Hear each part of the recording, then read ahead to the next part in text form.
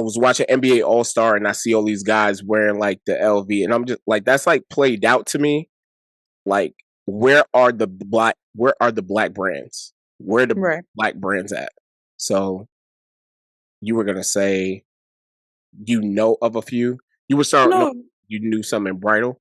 yeah, I know one specifically in bridal, and I I'm trying to navigate my brand in its own kind of realm, but I love and appreciate and adore what she does.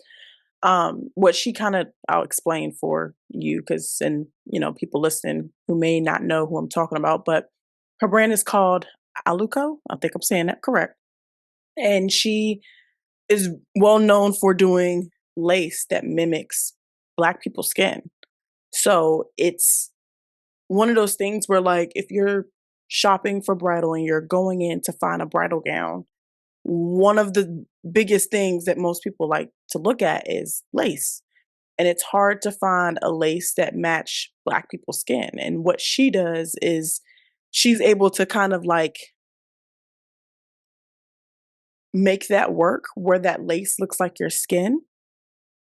Like the tulle part of it looks like your skin, and then like the lacing detail of it looks like it's just kind of like placed on your body versus it being like you see the fabric and all of it from top to bottom where it looks it's hard to explain, better to show, but it's one of those things where for her and her brand, I think that that's where a lot of people were like, wow, like Hmm. she's doing something that not a lot of people are doing.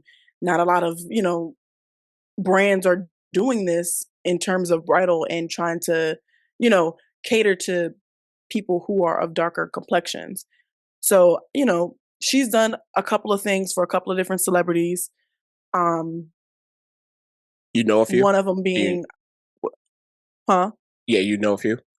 Or One of them being the girl from Orange is the New Black. I'm trying to think of her name, but she also did the show with John Cena, the DC show. DC show with John Cena. Yes, Peacemaker. She was in Oh, Peacemaker. okay, got you, got you. Yeah, her. Danielle, Mm, Daniela. I see her face. I can't think Yeah, of it. I think that's her name. But Yeah. she did her dress. So if you get the chance, I say go look her up because I think she's really really dope.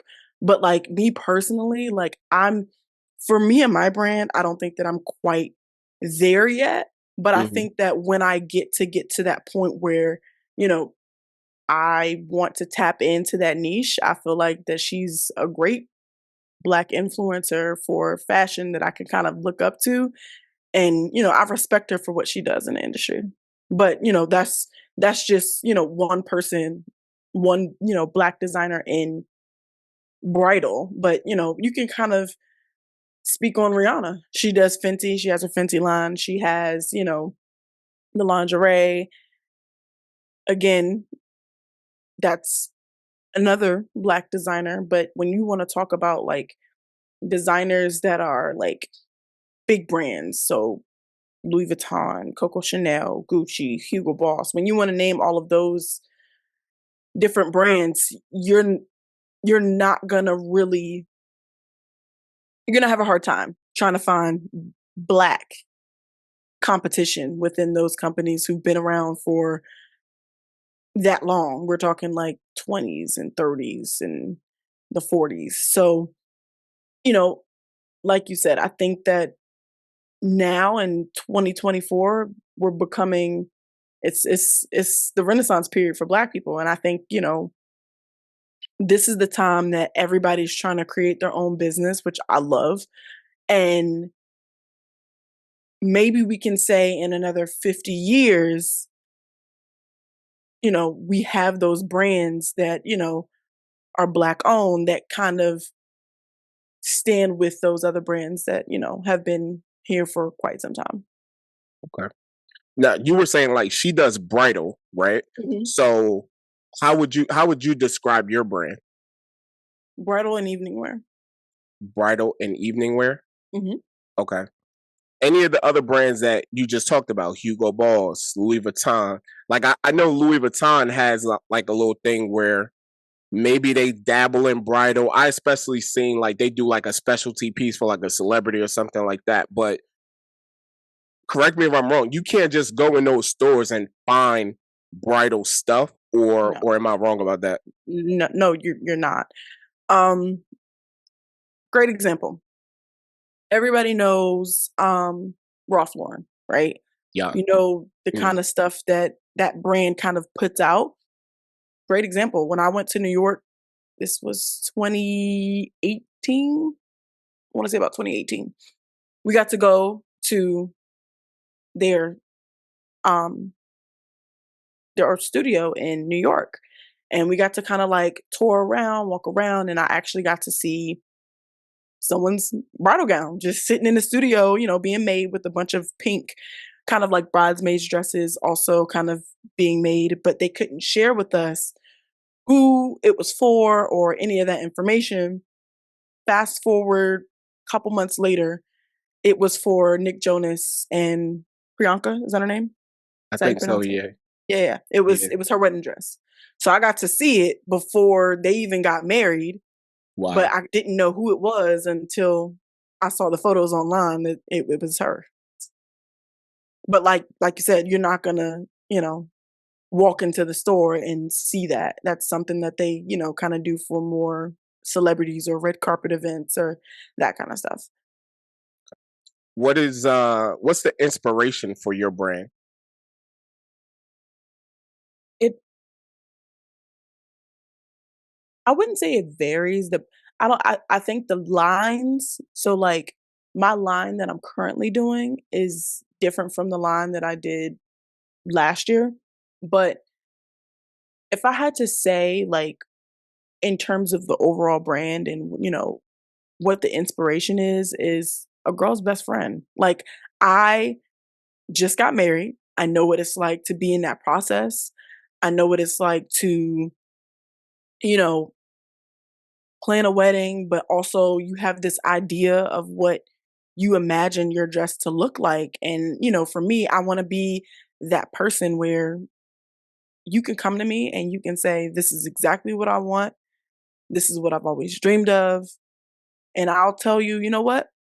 Here's what we'll do. We'll try a couple of different things. We'll try a couple of different options because what I learned working in bridal is you can have an idea and you could think that that is gun ho what you want. And then you try it on and you're like, uh-uh.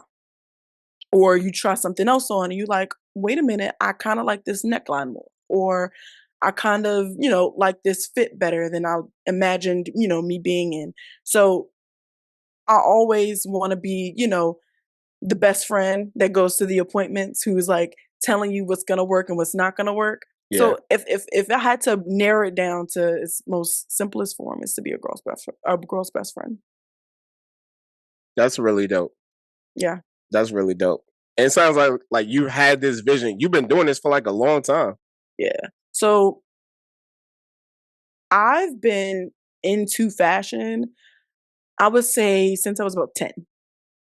And prior to that, you could probably ask me, what did I want to be when I grew up? And, as a kid, you say a lot of different things. You say you want to be a teacher, you want to be this, you want to be that.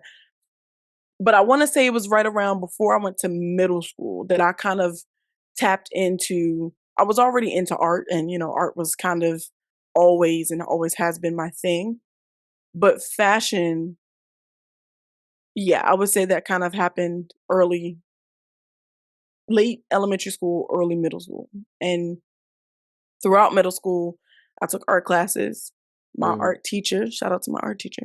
My art teacher, she knew how much I was into fashion. She knew how much I love fashion. She even bought me like this project runway set. And to this day, like we're friends on Facebook. And anytime I post something, she's always like liking it, whether it's a fashion show, whether it's, something that I made when it was like my wedding dress, all of that stuff. And she congratulates me. So kudos to her because she has been, you know, a great supporter in me and my journey. Um, but yeah, I went to high school for Center for the Arts, did visual art there. My senior line in high school was recycled materials that I turned into fashion. Psycho So material, like what? one of the dresses was completely made out of newspaper. One of them was completely made out of buttons. I had one that was made like a Christmas tree, and I had another one which a lot of people like really, really loved, but it's more so like a story that's told behind it. But I was in a relationship, and the relationship wasn't like, it was a toxic relationship basically. And that one was basically telling that story. And it was made up of a couple of different things. It was made up of cotton balls, old umbrella, a shower curtain. I used LED lights, like acrylic paint I used on it. It was a whole bunch of different stuff, mixed media. And it was a cross between like a sculpture piece, but also like it was, unconventional fashion. That's crazy. You still got that? I don't know. It was at my mom's, and whether she kept it or threw it out, I do not know. Yo, that it just sounds like I don't know a statement piece. Like that sounds like a real big sort of statement piece. You know what I mean? Yeah, yeah, Like yeah. I got pictures. I think of like the not to sound corny, I think of like the whole PETA thing where like they who had the dress that was made out of meat or something like that. Do you remember Oh, that? that was it Lady Gaga? It was either her or it was somebody else. One of the two. That's I dope. think it may have been somebody else, but yeah, That's really dope. yeah, yeah. But that was high school, and then college. I went to school for fashion design. I Yeah. minored in fashion merchandising. All 4 years, I've had fashion shows. I modeled in shows. I designed for shows. And fast forward now, I have an LLC. I did my wedding dress. I've done a couple of different wedding and evening wear dresses for other people. Um, yeah. So now I'm trying to make my footprint and see where it goes. I'm enjoying the ride, and you know having a business isn't easy, Mhm. but it's also a learning experience. And I think that's the part where I think I love it. I love the like learning new things, what works, what doesn't work. Um, because I think that that can kind of better me as a designer and as a brand and as a business owner. And learn from my mistakes so that I can create a brand that could be Chanel and Dior and so on and so forth. That's dope. That's really dope. Like what so I mean, nowadays everything is so microwave, right? Everything is so people want it fast, people want it hot, they want it right now, right? And it just feels like the more time goes along, the more years go on, like it's just easier to do that. Like, Mhm. I've always been into sports, right? And watching ESPN and watching those people be up there talking about sports, I'm like, oh man, like I really want to do that, right? And that's a higher level. That's sort of like that was an aspiration at one point. But what happens is life, right? Like life Yeah. just takes you in a different direction. And all of those things that you might need to check mark on your way to that goal, it it seems unattainable now, right? Like Yeah. I went to college, I didn't graduate, I didn't finish or whatever. Um, then you find out most of those people on ESPN are either like ex professional athletes or they're journalists. So you got to have the credentials, you got to have the time, and also what I realize is a lot of those people they are seasoned journalists. So they might have been writing for a local newspaper or maybe a major newspaper. So they've had skin in the game for quite a bit of time before they even make it to ESPN. Now it's microwave. Everything is popping now. Hey, you can create your own podcast and be talking sports, and Yep. now you're the hottest thing going. You're like fish grease or whatever. You know what I'm saying? So now it's like what was that process, I guess, or what was the traditional process in order to starting a line, starting a brand versus what do you have to do that now? How do you see the current designers breaking through into the industry now and making a name for themselves? I can say if if we're gonna, take it back, let's say 30 years ago, right? Mm. A lot of people started off as models. They were modeling and then they branched off and created a brand. And, that worked for quite a number of people. Yeah. Or they, had business elsewhere and they branched off and, created, other businesses, throughout their um time of, doing whatever it is that they're doing. Now, like you said, everybody is, wanting to do their own thing. They want to have their own business. A lot of people want to be entrepreneurs. And what I've kind of noticed is social media has been a big thing. I Yeah. can create, create, Yeah. create, and all I have to do is post about it. And I got to get enough people to view it, to like it, to share it, to say this is dope for either me to get a deal with somebody else to kind of build that, I would say, have that resume builder in terms Hmm. of working with other brands, bigger brands, or I then turn that into my business. Example, I create a dress and that dress is something innovative and it's something new. It's something that most people are not doing right now, or it could be. It could be something that, is very trendy right now. And a lot of people are actually implementing it. A lot of the big designers have probably already implemented it. So I posted to social media. Hey, I can do this too. Hit me up. And I might get a couple people who just might do that. They'll email me or DM me or say that they, they take some type of interest in what it is that I'm doing, and we chat, they get their product and they post about it. And they say, "Look, this is I got this from such and such and they did a really good job." And then it becomes popular and then you become a trend and then you become kind of like you get, your 15 seconds of fame on social media that could turn into something if you're standing on your business. Yeah. But but I think now with social media, it kind of changed the game for a lot of different things because it's not just fashion that's happening with. That's happening with a lot of different things, whether it's food, whether it's clothes, whether it's podcasts, whether it's, you know, just trying to talk and just, be some type of commentator. You have Straw Hat Goofy, for example.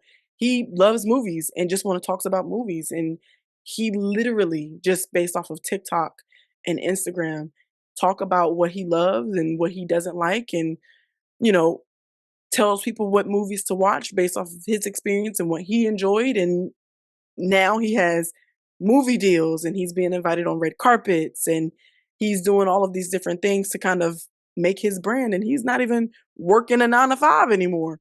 So, watching him and his journey, granted that isn't fashion, it's what we live in today and for a lot of people that's my age or younger than me or older than me have started to catch up on and I feel like that's the new wave. You got to post something and when the kettle is hot you got to do something about it or it's going to die.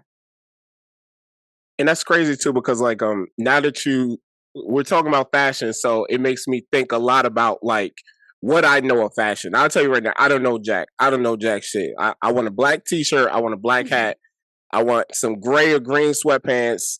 You know what I mean? Get my J's and I'm out the door.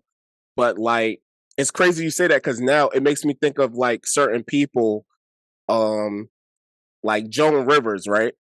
Mhm. Kind of going back and like that was a thing. Like I remember watching Joan Rivers and that was a big deal and she was always at the red carpet and she was like talking about what people were wearing, and she was giving critique about the whole outfits and stuff like that. And like it's crazy because like time makes you who you are. Like she did that for so long, people forgot she was a fucking comedian. Like the people who knew and seen her come up and be on Bob Hope and know that she almost had her own show, all that shit, like those people know. But then you get to like the next generation, and the next generation, all they see her doing is she's on TV, she's at the red carpet, she's at the Oscars, she's at the Emmys, and she's, you know, asking people about what they're wearing and has like a post-show critique in people clothes. So it's sort of like a nowadays you try to target and you want to do this one thing, but it's not linear. You know what I'm saying? It's like you can try to do that, but God or a higher being or whatever else, like the space is just like, no, you're gonna do this other thing. So while like you don't like first and foremost that other I really want to know if you got that other dress, the one that you're talking about with the cotton balls and shit like that, because that's like that sounds like a statement piece, and that's something that I really want to see. But to your point now, also is like you say, you went to school, you got your education in this. I'm pretty sure in those classes they wasn't saying like make sure you upload your shit to TikTok or Snapchat or whatever other shit, right? Mm-mm, mm-mm. And it's crazy because that was happening at that time. Mm-hmm. So, easily somebody could have said that. But I think that when I think that we were also taught, you know, what was happening before that, before social media. So because I went to school for both fashion design and fashion merchandising, I got taught both how to make it and how to run it. Mm-hmm. So with the merchandising side of it, I, learned a little bit of business. So with that, no. I mean, you learn about PR, you try to, talk about PR. They do tell you, create your own website. Yeah. They do tell you, create your own social media account, but it's not, okay, this is what you need to do. You need to create all of these things and post heavily about it every day. And so your brand builds over time. That's not what we talk about in class. We talk about, strategic ways to create things and to post things. But yeah, everything else you kind of like learn on your own. Got you. So, like, if people want to see what it is that you do or what you've done already, like, they go to your page, what are they going to see? Um, it depends on which page they go to. But but if they go into my fashion page, they're gonna see, evening wear. They're gonna see bridal. They're gonna see sketches for stuff. If you go to like my highlights, you'll see um mood boards and, like I said, the sketches of them, the process of it. And I'm trying to get more in the habit of following the process. That's been like Hmm. the number one thing that I kind of need to just get on is just press record and just record as I'm doing it Yeah. versus, taking the pictures of the process and creating like a reels of like the beginning, the second part of it, the third part of it, the fourth part, and then the end, and Mhm. just record me doing the whole damn thing so that, people can see how this process kind of transpires. Because a lot of the time, it started off at one thing and it ended up being a whole different thing. It don't even end up being what I originally decided it was gonna be. So, Wait a minute. I feel like somebody said that to you or mentioned that to you, like, in that process while you was creating that wedding dress that you wore. Like, yeah, they did. nobody said that to you? Nobody No, said, someone did tell me that. Someone did. oh, okay. Mhm. All right. I'm just checking because You know, I like I think now, and it's crazy today. It blows my mind for people that if it's not online, it's like it didn't happen. correct. You know what I mean? And it's crazy because you know that you did it, you know that you made it, you know that you wore it, and people are in awe, and people will flock to their phone. Like you could be standing in front of their face, but they'll flock to their phone to see that process or see what you did. And it's like, wait, I'm standing right here in front of you. I'm telling you that I did it. You don't believe me? You know what I mean? Yep. Because and then the questions become, well, why didn't you post it?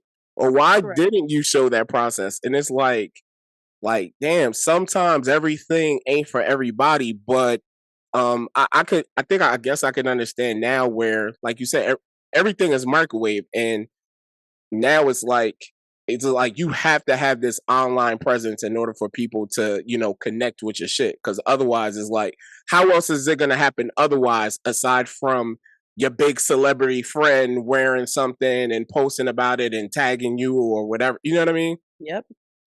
And I've seen a number of people that I know, you know, I wouldn't say, get famous, but I would say, get some type of notoriety for what it is that they do. And one person, I know they, create. They do a lot of streetwear and have influencers and celebrities now, wearing their stuff. I also know someone who blew up on social media just by doing reviews. It wasn't even her stuff. She's capable of creating her own stuff, but she blew up on social media for I did a haul and this is what I bought.